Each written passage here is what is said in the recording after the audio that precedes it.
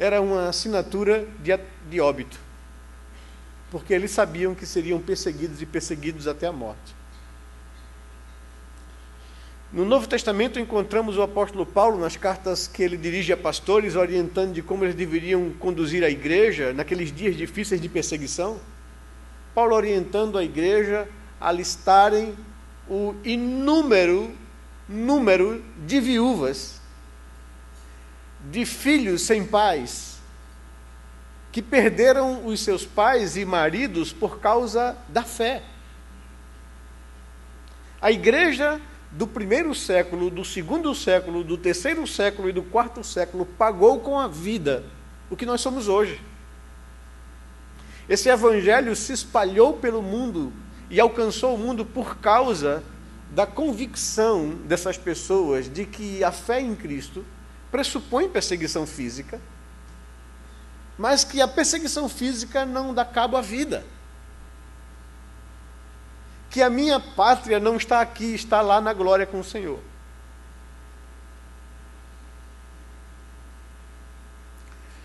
Ultimamente nós temos enfrentado alguns sofrimentos. As 3 semanas passadas perdemos cada uma das semanas um membro, um irmão querido, um familiar, um pai, uma mãe, uma pessoa amiga, um irmão, um parente. Precisamos resgatar o fato de que a morte não põe fim à nossa existência, e sim coroa a nossa salvação.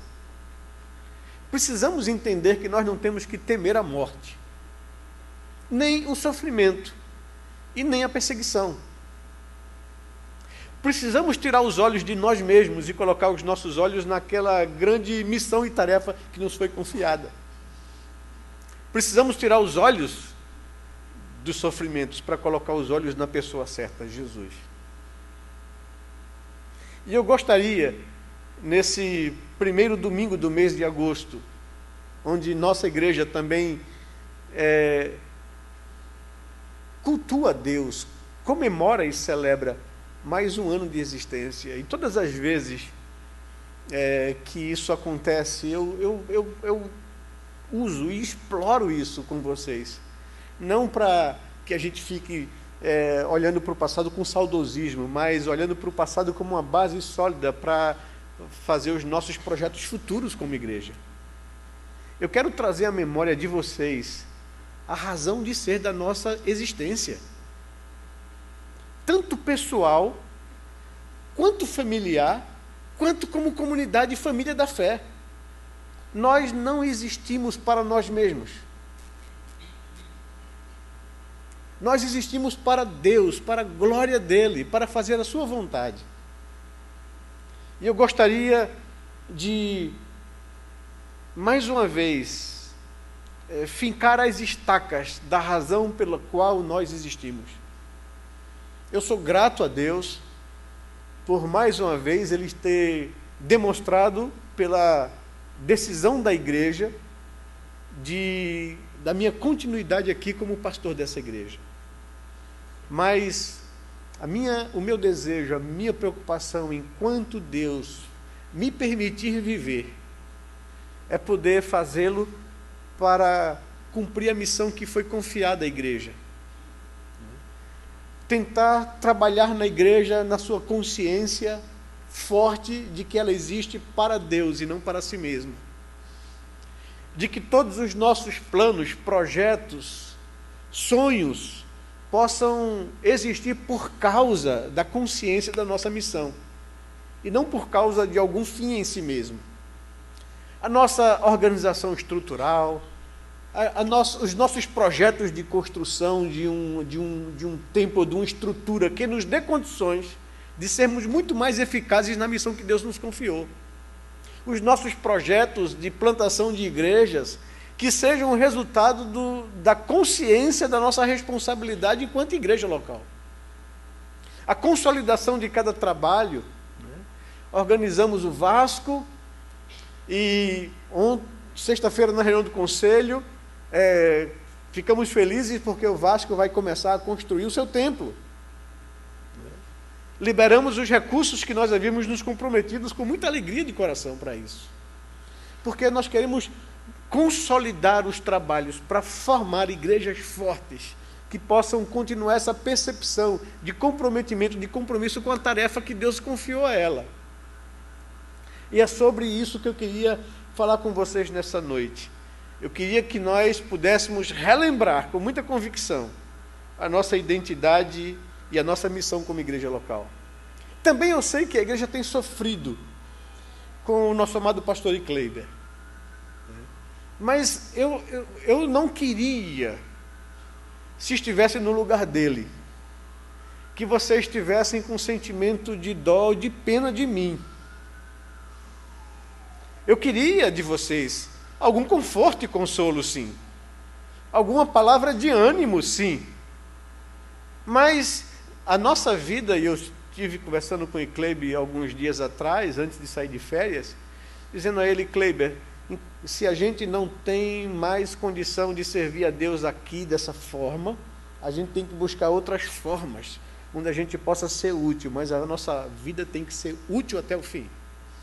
Então, eu tenho que buscar onde eu posso ser útil. Eu estava dizendo a ele: Kleiber, eu estou pensando já há 10 anos daqui para frente na minha própria vida. Quando as eleições na primeira igreja começaram a baixar os índices, e eu começar a perceber que a igreja está precisando de alguém de sangue novo. Então eu já estou pensando, fazendo uns cursos da APMT, do CFM, para que eu possa ser útil em outro lugar, noutra área, ensinando pastores, treinando pessoas, né? Então a gente tem que pensar na nossa vida como utilidade para o reino. Se o Senhor está me tirando alguma coisa hoje, o que é que eu tenho ainda para servi-lo? Tem que ser essa a nossa percepção da vida. E a gente não pode olhar para o sofrimento, para a dor, para a doença, como alguma coisa que nos tire o foco de Jesus. Porque se eu começar a olhar para a minha doença, se eu começar a olhar para o meu sofrimento, se eu começar a olhar para as circunstâncias, eu vou perder de perspectiva o que Deus quer na minha vida e para mim. Então, em nome de Jesus, que a igreja não se abata com essas coisas. A igreja primitiva perdia dezenas de pessoas por semana, por dia talvez, pela perseguição. Eu fico imaginando as notícias que chegavam. Olha, o Império Romano capturou os irmãos que se reuniam na casa de fulano. E eles estão no domingo sendo apresentados lá na arena para ser devorados pelas feras. Isso deveria abater a igreja ou animar a igreja para ser fiel e forte? Paulo diz, isso deveria fortalecer a igreja. Paulo escreve dizendo que as coisas que me aconteceram, as minhas prisões, têm fortalecido a muitos para que eles preguem com mais ousadia a palavra de Deus. Então, meus irmãos, em nome de Jesus, nós cremos num Deus soberano que tem todas as coisas sob o seu controle e que absolutamente nada aconteça que Ele não permita. E que Ele é um Deus bom, fiel, e todas as coisas cooperam para o bem daqueles que amam. Não temamos a morte, nem o sofrimento. Ela é o nosso prêmio. É quando Deus me saca da luta e me coloca na glória. A nossa vida pertence ao Senhor e está na mão dEle. Que Ele possa nos animar com isso. Abra sua Bíblia comigo.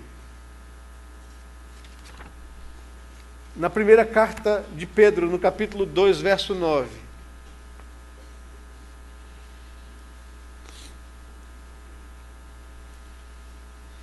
Qual é a nossa missão e qual é a nossa identidade como povo de Deus? É sobre isso que eu gostaria que você refletisse comigo nesta noite. Vamos ler todos juntos o texto de 1 Pedro, capítulo 2, verso 9. A uma só voz, com toda a força do nosso fôlego, falar essas verdades da palavra de Deus com convicção no coração. Esse texto de Pedro define a identidade e a missão da igreja do Senhor. 1 Pedro, capítulo 2, verso 9. Vamos todos juntos? Vós, porém, sois raça eleita, sacerdócio real, nação santa, povo de propriedade exclusiva de Deus, a fim de proclamardes as virtudes daquele que vos chamou das trevas para a sua maravilhosa luz. Vocês, vós, porém, sois raça eleita, sacerdócio real, nação santa, povo de propriedade exclusiva de Deus, a fim de proclamardes as virtudes daquele que vos chamou das trevas para a sua maravilhosa luz. esse texto nos fala sobre quem somos nós e nos fala a razão para a qual nós existimos, nossa identidade e nossa razão de ser, nossa identidade e nossa missão neste mundo. Pedro diz: vós sois raça eleita. Ele está usando um texto do Antigo Testamento, da Torá, um texto que era exclusivo a Israel, e que ele está aplicando isso aqui à igreja do Novo Testamento, para que ela tenha convicção e consciência de que ela é povo de Deus, porque os judeus acusavam a igreja de serem uma farsa, de serem uma heresia, e Pedro, apóstolo de Jesus, antes um preconceituoso contra os gentios, agora afirma para a igreja gentílica: vós sois raça eleita, assim como Israel, sacerdócio real, assim como Israel, nação santa, um povo de propriedade exclusiva de Deus, assim como Israel. E assim como Israel, que não conseguiu entender, aceitar, receber o Messias, vocês que receberam a Cristo como sendo o Messias prometido, vocês têm a responsabilidade de proclamar as virtudes daquele que lhes tirou das trevas e lhes colocou na sua maravilhosa luz. Essa é a afirmação de Pedro para a igreja. Quem somos nós? Pedro diz 4 coisas. Somos uma raça de eleitos, pessoas escolhidas por Deus, pessoas que não foram elas que escolheram a Deus, mas foram por Ele escolhidas. Essa é a verdade de Jesus, declarada aos seus discípulos: não fostes vós que me escolhestes a mim, ao contrário, eu que vos escolhi e vos designei para que vades e deis fruto, e o vosso fruto permaneça. Nós somos escolhidos de Deus. Cada uma das pessoas que se encontram aqui nesse lugar, que tiveram as suas vidas transformadas pelo Evangelho de Jesus, que reconheceram-se pecadoras, indignas da sua graça e misericórdia, só chegaram a essa consciência e conclusão por causa de uma ação do Espírito Santo em seus corações, convencendo-lhes do pecado, da justiça e do juízo. Por isso que vocês chegaram à cruz, por isso que vocês chegaram à fé, por isso que vocês entregaram-se a Cristo Jesus, por isso que algo aconteceu no coração de vocês, porque vocês foram eleitos por Deus, escolhidos por Deus, para serem santos e irrepreensíveis, diz o apóstolo Paulo aos Efésios. Somos uma raça eleita, escolhida por Deus. Jesus pergunta aos seus discípulos acerca da convicção que eles tinham de quem era Jesus. E Pedro, em nome dos 12, diz: tu és o Cristo, o Filho do Deus vivo.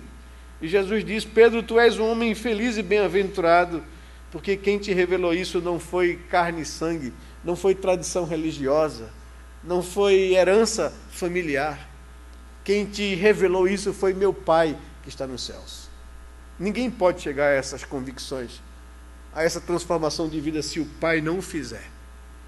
Através do poder e obra do Espírito Santo, que gera vida onde o pecado gerou morte.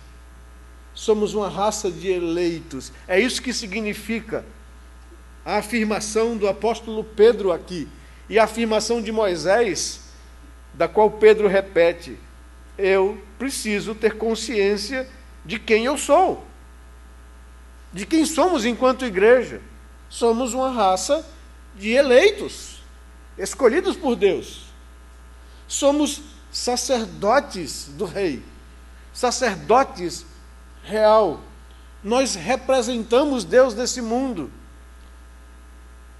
Paulo, escrevendo aos Coríntios, diz que nós somos embaixadores em nome de Cristo. Deus exorta o mundo por nosso intermédio. O mundo anda em trevas, não conhecem a graça de Deus, cegos e perdidos. Nós representamos Deus, somos a voz de Deus. Recebemos de Cristo a mensagem que pode transformar vidas e transformar o mundo. Isso significa ser sacerdote. O sacerdote era aquele que representava Deus diante do povo. Agora, ele diz que a igreja é sacerdócio real. A igreja representa Deus nesse mundo. Esse mundo não pode conhecer a Deus, mas pode ver a igreja, a ação da igreja, o testemunho da igreja, a vida da igreja, a palavra que a igreja anuncia como esperança para o mundo. Nós somos sacerdotes do Rei. Ele continua dizendo, somos uma nação santa. E aqui ele fala da nossa identidade com Deus. Já que fomos transformados por Deus, já que fomos feitos por Deus, seus filhos, herança do Senhor, nós não podemos mais viver a vida que vivíamos antes no pecado. Fomos separados, somos santos, somos diferentes desse mundo. Por isso que Jesus fala aos seus discípulos, após traçar as características de caráter que marcam a vida de uma pessoa que nasceu de novo, lá nas bem-aventuranças, ele conclui dizendo, assim, brilhe a vossa vida diante dos homens, a vossa luz, para que vejam as vossas boas obras e glorifiquem ao Pai que está nos céus. Vocês são diferentes, vocês não são do mundo. Eu os tirei do mundo, diz a palavra de Deus. E nós temos que assumir a nossa identidade. Eu não posso ser igual ao mundo. Eu não posso viver como vivia antes mais. Eu não posso me comprometer com o pecado, porque quem habita em mim é a divina semente. Paulo escreve aos Coríntios e diz, olha, vocês não podem ir mais aos cultos da deusa Afrodite para se unir a uma sacerdotisa cultuar uma prostituta. Porque vocês não são mais de vocês mesmos, ele afirma aos homens de Corinto. Vocês são a habitação de Deus, do Espírito Santo. Santificai, pois, a Cristo em vosso corpo. É isso que essa verdade nos chama a atenção. E eu queria dizer para você, não te deixe acomodar pelo sistema, pelos padrões e pelos valores deste mundo. Você não é do mundo se você é de Cristo. Somos uma nação santa, separada, e temos que assumir essa nossa identidade. Pedro, escrevendo em suas cartas, diz, o Senhor declara no Antigo Testamento, e para vocês também, sejam santos, porque eu sou santo. E é a minha identidade com meu Pai Celeste. E em quarto lugar, ele diz, somos um povo de propriedade exclusiva de Deus. Eu não mais me pertenço. Eu sou de Deus. E Ele vai me usar conforme o seu querer, conforme a sua vontade. Ele pode me usar como usou um Jairinho, que apenas teve alguns anos de vida consagradas a Deus, e usou um talento e um dom que Deus lhe deu de produzir músicas profundas e de mobilizar e envolver milhares de jovens em todo o Brasil, de despertar uma geração para viver uma vida consagrada a Deus, e depois ele levá-lo. Eu sou propriedade de Deus, Ele vai me usar como quiser. O que eu tenho que ter consciência é que eu sou um eleito. Eu não tenho méritos próprios. Não fui eu que escolhi a Deus. O que eu tenho que ter consciência é que eu sou um representante de Deus nesse mundo, e por isso eu tenho que honrá-lo. Que eu tenho que ter uma vida separada e santa, para não trazer nenhuma vergonha ao meu Deus.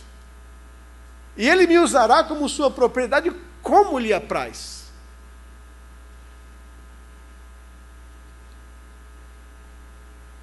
Ele vai usar um Simonton como missionário no Brasil para estabelecer uma igreja, e ele vai ter 8 anos de vida só.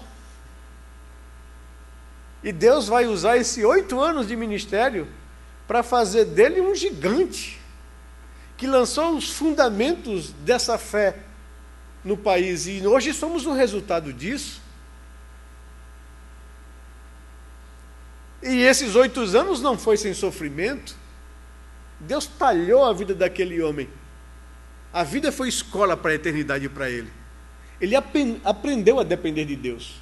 Aprendeu a servir a Deus em toda e qualquer situação.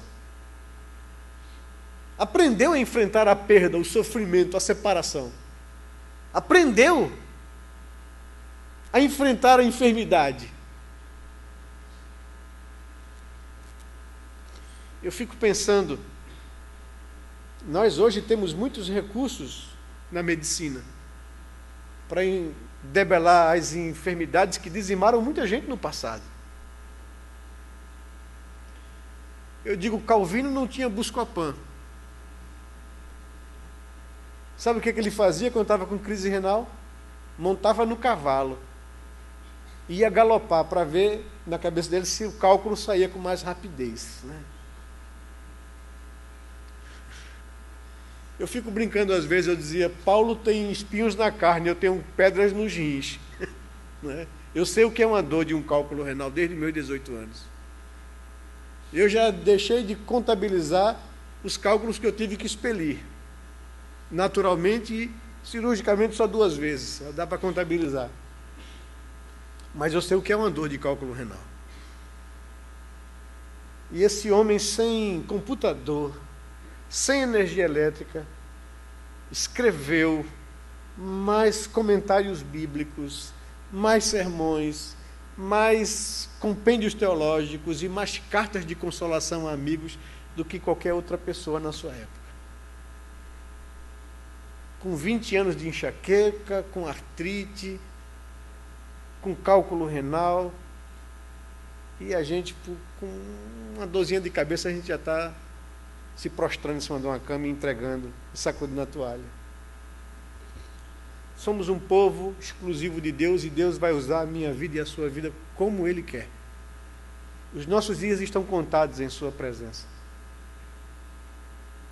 E eu preciso aprender a viver a minha vida e aproveitar o tempo que eu tenho para a glória do nome do Senhor.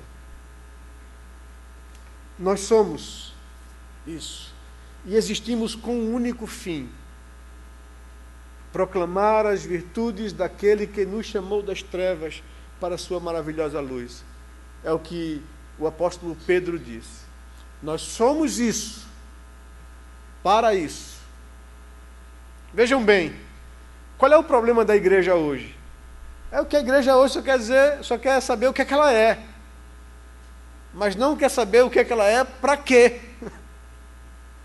As pessoas reivindicam, não, eu sou eleito de Deus. Eu sou filho do rei, né?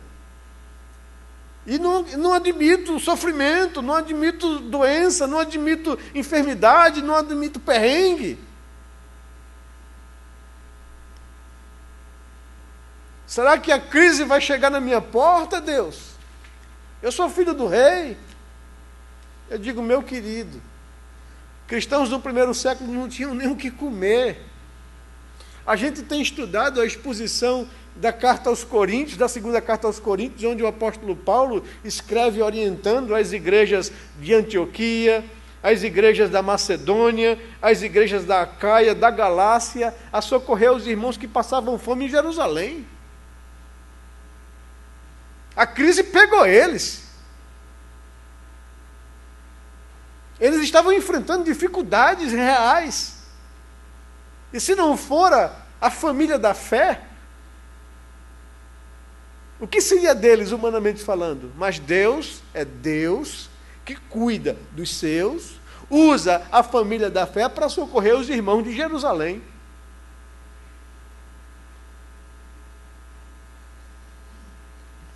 Nós somos isso, para isso. Isso, sem isso, não tem significado. O Evangelho de Jesus não é pela metade. Eu sou eleito de Deus. Eu sou sacerdote do Rei Jesus. Eu sou santo. Eu sou uma propriedade exclusiva dele. Para isso.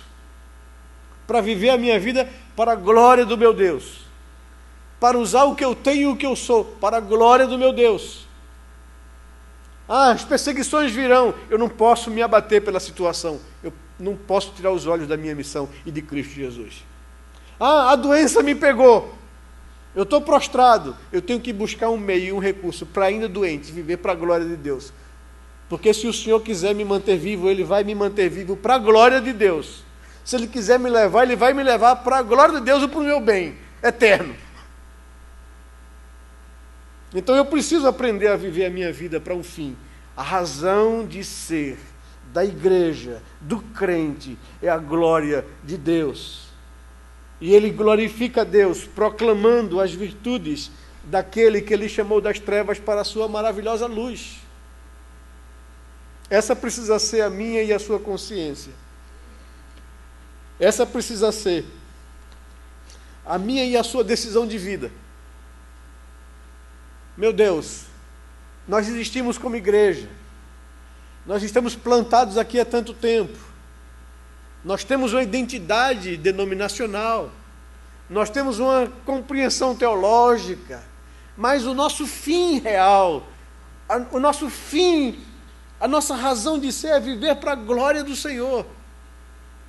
Não importa o que vai nos abater. Esses dias eu estava até fora de férias, recebi um recado, um pedido de socorro do reverendo João Paulo, um amigo nosso, foi filho da igreja, da primeira igreja, hoje é um pastor, e João Paulo, Deus colocou no coração dele o ministério de tirar as crianças do bairro de Santo Amaro, da rua, da droga, um ambiente muito perigoso, e ele começou então um trabalho, ele gosta de basquete, ele começou um trabalho de basquete com as crianças lá de Santo Amaro, na Rua da Aurora, o Projeto Aurora. Ele começou, compartilhou comigo, eu disse, que joia, que bom, João, vai lá, manda ver. E ele começou o trabalho e ia muito bem, começou com 4 crianças, hoje já são quase 30. Não sei, alguém lá do Conselho de Educação Física fez uma denúncia, uma bela tarde, estava lá João preparando, terças e quintas-feiras à tarde, ele começa o trabalho, faz uma devocional com os meninos, e os pais têm sido muito gratos a ele, porque tem tirado os meninos da droga, ali é um ponto de droga, de uso e de venda e de consumo de droga violento, e ele tem feito esse tipo de trabalho, chega lá, o Conselho de Educação, e diz, olha, você está proibido de fazer isso que você está fazendo, porque você está exercendo uma função que você não tem qualificação para isso. E ele disse, então me ajudem, como é que eu posso fazer isso para poder continuar o trabalho e não tirar essas crianças da rua? Não, a gente não quer saber disso não, a gente quer que você pare, e você vai parar com esse projeto. E chama a polícia, e vem 2 carros de polícia. A população todinha dos prédios, como começou a ver o barulho lá embaixo, começaram a filmar, começaram a descer. Pessoas começaram a mobilizar os crentes nas igrejas aí. Pessoal, chegou advogado, chegou jeito aqui da nossa igreja para poder auxiliar e prestar a ele ajuda jurídica, não é? E João ficou desesperado, ligou para mim, Cláudio, eu estou tão abatido, rapaz, a gente querendo fazer o bem, tirar as pessoas da rua, e o pessoal vem desse jeito, me trataram como marginal, queriam me levar preso, assim, ele ficou tão abatido que, João, olha, levanta os olhos, não olha para isso. Antes de sair de férias, eu tinha conversado com ele querendo buscar ajuda, socorro, parceria, para poder dar força ao trabalho, ele quer um amparo espiritual, ele está solto, sozinho, e ele veio buscar meu socorro, eu dei muito estímulo a ele, e agora ele estava me dizendo, mas Cláudio, a gente querendo fazer o trabalho, tu viste a nossa conversa e acontece isso, eu digo, João, fica tranquilo, João, isso é de Deus, isso só mostra uma coisa, que você está no caminho certo, né? Porque se você não enfrentasse esse tipo de oposição, então eu desconfiaria. Fica tranquilo, relaxa, entrega isso na mão de Deus. Ele é o Senhor, Ele está na frente disso. E a repercussão foi tão grande nas mídias sociais desse evento, ele ganhou publicidade no Jornal do Comércio, ganhou na mídia. Resultado, saiu em TV Jornal, saiu em Rede Globo. E aí, o projeto dele agora está bombando. Chegou faculdade dando bolsa, gente dando apoio. Eu digo agora, João, Deus é um Deus incrível. A gente às vezes não percebe o que Ele está fazendo e como Ele está fazendo, mas a gente precisa descansar e confiar nele.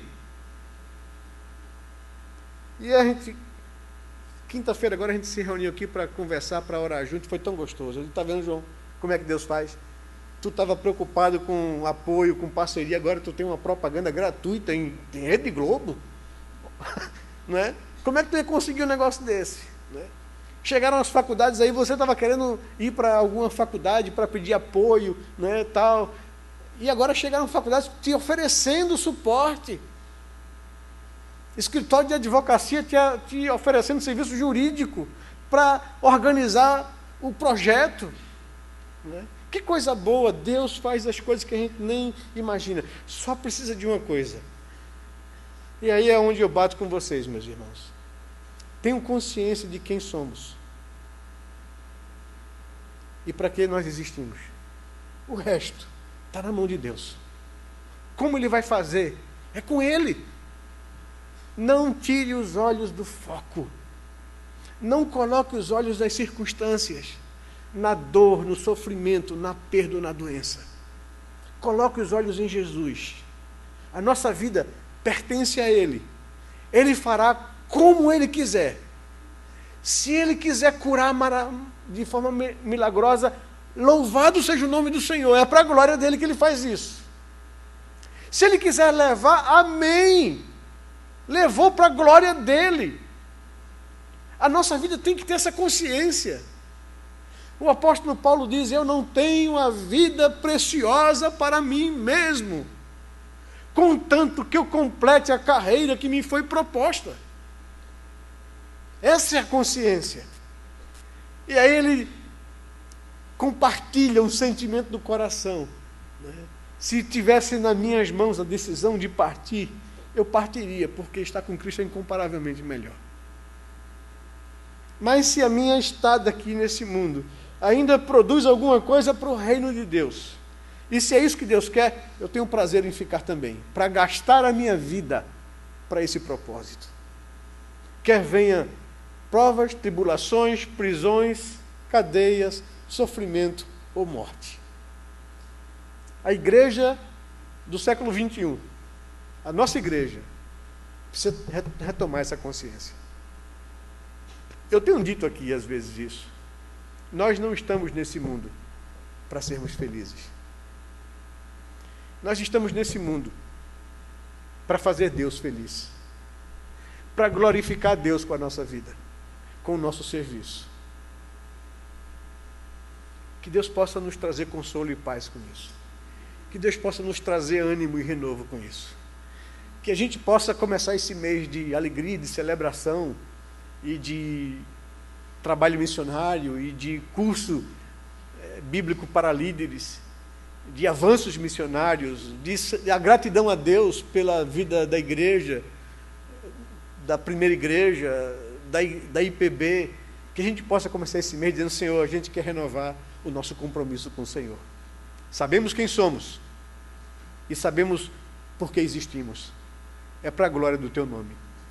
Usa a nossa vida, desgasta a nossa vida para cumprirmos esse propósito. Amém? Amém? Vamos orar ao Senhor, nos colocar diante dEle nesse momento agora.